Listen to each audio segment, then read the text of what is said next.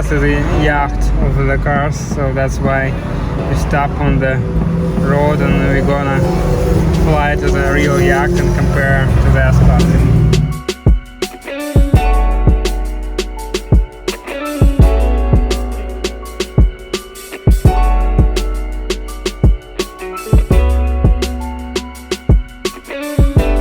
I have been dreaming about this car since 2015 when S-Class came out. The reason why, because I'm a fan of Mercedes from like 1996 when Mercedes-Benz concept car F200 came up. It was like the best car I ever seen. It was the king of electronic. It was super high-end car. I was very impressed. At the same time, Mercedes E-Class Brabus was the fastest four-door car. So I decided immediately that Mercedes is my favorite brand. Since then I'm a fan. And when Mercedes-Benz in 2015 produced this car, I started like watching all test drives, read all the articles, and the question that I asked myself, what I wanted to buy. I want to have S-Class sedan, coupe or convertible. I want to have S63, or for S-Class it does like the engine and the sound, it doesn't matter, and S60, S550 is the best option because it's more comfortable. And I still don't know, to be honest, and that's why I'm in Malibu, the best place for this car, S63 Cabriolet. This is one of the most expensive Mercedes ever built. The price is 200K, and I'm here to answer what is my dream garage look like, and will be the S-Class part of it or not. So let's go, let's test it and decide.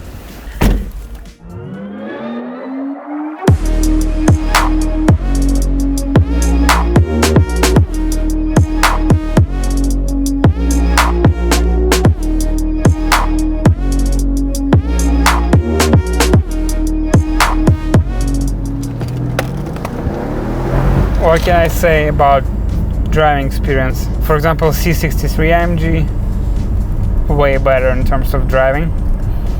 And I can't say, to be honest, that for me, in terms of comfort, it's like huge difference.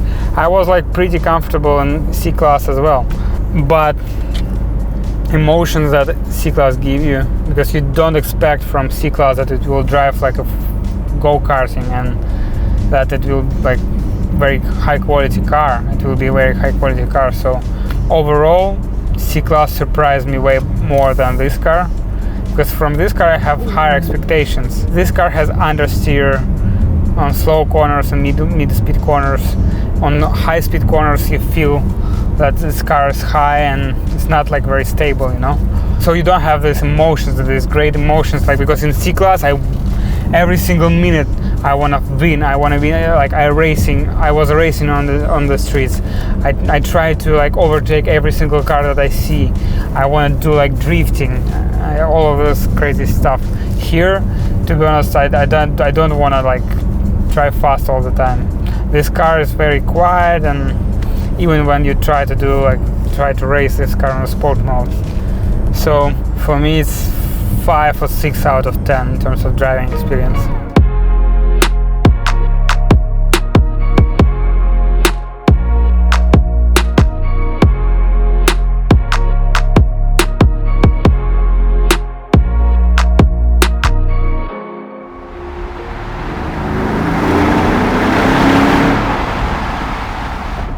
Every single car for me has 3 main characteristics. First of all, it's driving experience, how this car drives. Is it provocative car? Do you want to drive fast? What kind of emotions do you have from driving experience? Second, it's comfort. How comfortable is suspension? How good is the quality of the car, of exterior, interior, multimedia, etc., technology, etc., etc. And the third factor is cool factor. Does this car likable? Does people like this car or not? Let's speak about the comfort. I think it's 7 out of 10. Suspension is pretty good, it's soft, I like it. I don't need like softer suspension. But multimedia is very old. You don't have proper autopilot, it's very bad. You have it, but it's very bad. Distronic Plus, the distance is working good, but this technology from 1998 from the S-Class 220, so you don't have CarPlay. When I switch on navigation system, I try to switch it off, and I try to do it like for 5 minutes or so because it's very complicated. So that's why it's 7 or 8 out of 10. As for cool factor, I was very disappointed because I thought when I will drive this car I will feel like king of the city, you know, but now it feels like regular E-Class or C-Class. Of course it's way better materials, but I don't have this special feeling, you know, and it's very disappointing.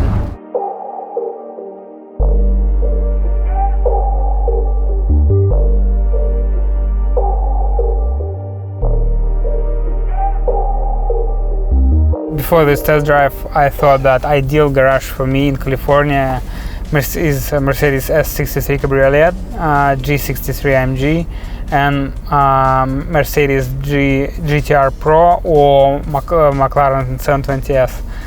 But now I think that G63 and Mercedes AMG GTR, it's enough. You don't need to have S-Class, because G-Class is comfortable as well. Super high quality. The only thing I will miss in G-Class that G-Class doesn't have, this car has seats, because S-Class has the best seats I ever tried. Seats are amazing, but the rest, I mean, G-Class is fine for daily car. I think it's amazing. So subscribe to my channel. I think one of the next test drives will be Rolls-Royce G63, because still, just to close this topic, I have to test Rolls-Royce, because a lot of people say that it's like amazing, it's super comfortable, the quality is insane. Now I think that quality in Mercedes is amazing as well, and I won't see a huge difference between this car and Rolls-Royce, but we'll see, and I have to test it to say it 100%. Now time for Big Mac with double sauce. Do you know that you can put extra sauce to Big Mac? It's amazing. I'm gonna try it. Hi, how are you, sir? I had a 10-second combo, large and model. What do you think the reasonable price for this car? For this car? Yes. Probably 23,000. 23,000. Okay, yeah, thank you. Have a good one, guys. You too. Thanks. Good. You see, the guy that don't know about the cars, anything, told us this reasonable price for this car is 23,000, which is 10 times less than real price.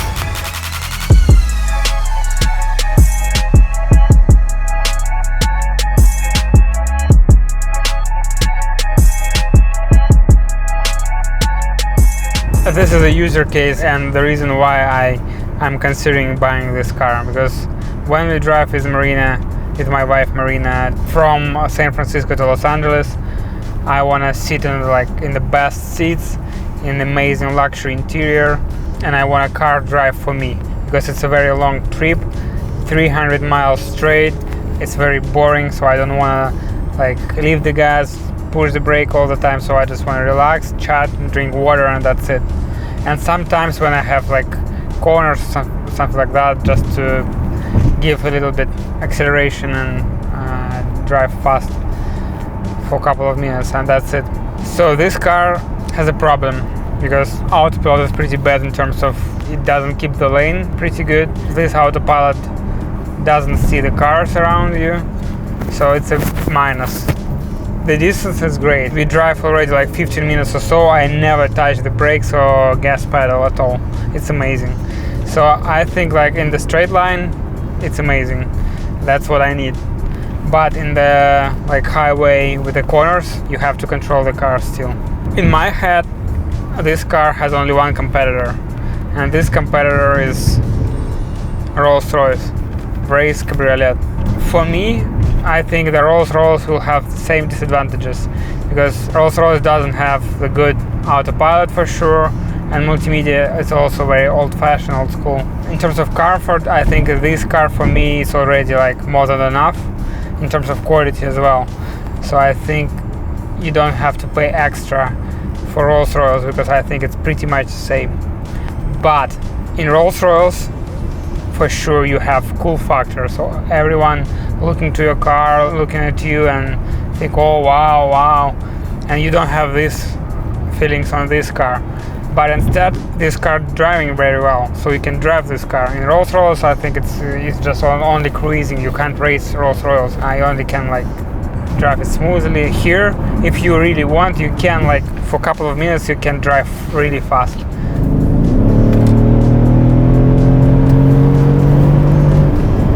Okay guys, let's try to summarize the test. Do I want to buy this car or not? My answer is no. Why? Because this car is like above average on everything. It's above average on the comfort, it's above average in terms of driving skills, it's above average of wow and cool factor. But when you pay like 200k, you want to be great at something. Yes, you have a comfort, but people like don't care about your car, and you don't have this special feeling that you own something special for 200k. Of course, it's not like sport cars, so in terms of driving, yes, it's good, it's capable, but it's like it's average, it's not crazy. Like for example, even Mercedes C-Class. So I think that it's better to have one super cool, comfortable car, which is, in my opinion, G-Class, and I have to test Rolls-Royce to make an opinion on that car. If you have something crazy, something that people will like turn their heads on, something that will give you a lot of adrenaline, it's like Mercedes GTR or Ferrari or McLaren S720S, something like that, but definitely not this car. This car is not for me, unfortunately. Let me know guys, what do you think is the coolest daily car, because I'm still in my head haven't decided what is the best car for daily drive for me. Is it G-Class, is it Rolls-Royce, or is it S63 but 4-door?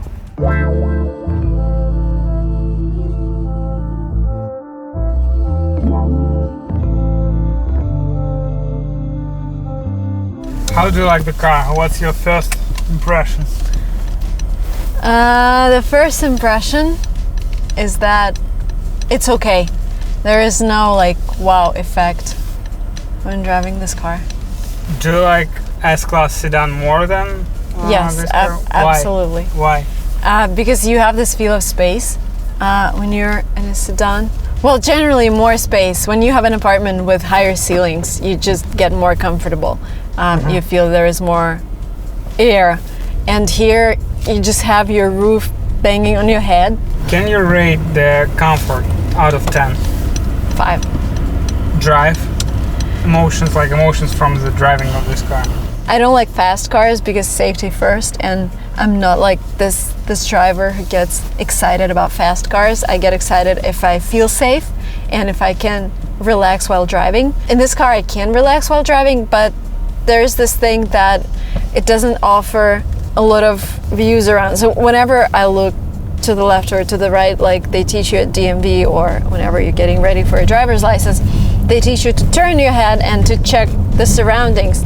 And so here I have to rely on the mirrors, because whenever I turn my head, I just see the car, not the streets. I think you get used to it later when you drive more, but right now I just don't feel safe because I have to rely on the mirrors.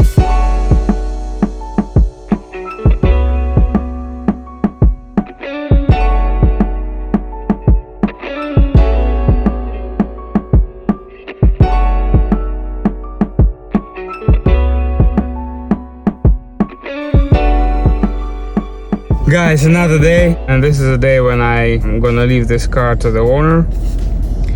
And what can I say? The whole test drive I told that I don't have emotions, like huge emotions about this car, and like it's average, etc, etc. But you know what? At night I went to drive this car because I feel that I want to drive this car more. And today, when I have to leave this car, I don't want to do it. And this is a very good sign, and I start thinking why. And I understood that, and I'm not proud of it, but in Russia, when I was just like 18 years old, when I just started driving the car, I was mad crazy, and I did crazy stuff on the streets. So I'm not proud of it, and I'm glad that it's over, and now I'm racing on the real track, like professional, and I stopped doing this crazy shit in the cities. But I think that back then I was hyper excited about this car because this car is unbeatable in the streets. There is no car that can beat me with this car, because even like Lambo, McLaren, etc. in the streets, I mean, this car is higher, so which means that you don't like stopping every single time when you see the bump or something like that. And it's good enough for like city roads. I mean, cornering is perfect for cities, for not for the racetrack, but for regular road. Accessible power, yes, there is a little lack in the gearbox, especially because this is a previous style model 7-speed transmission. But once again, I mean, you can be like unbeatable on this car, and plus it's very comfortable car and luxurious car. So overall I think this is the best car. I was like very concerned about multimedia because 3 days ago I did a test drive of Model Y, and that's why I was like so fixed on that. But we shouldn't forget that this is a 2015 car, and of course there is a difference. I didn't think about Tesla at all, and I didn't want to come back to the Tesla wheel and drive it, but here I want to drive this car more and more. And this is like good wine. With the years it's getting better and better, and I mean, every single day I want to drive this car more and more. I'm glad that Mercedes built this beautiful car, and I'm glad that I'm the fan of Mercedes since 1996. And yes, this is probably the best car that I drove so far, overall I mean.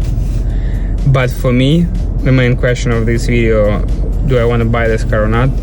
I understand that I probably want to buy a sedan, S63 sedan, because it's bigger, you have even more feeling of luxury in the car, but it's almost the same in terms of like driving skills, in terms of like chassis. So yeah, but it's way more comfortable, and because you have more space, etc, etc. So probably S63 is the best daily in my opinion, especially now because the new S-Class will come out and the current S63 will lose a lot in terms of value, so probably it's a good time to buy it. Let me know guys, what do you think, and thank you for watching this video for the very end, and I'll see you in the next video. Bye.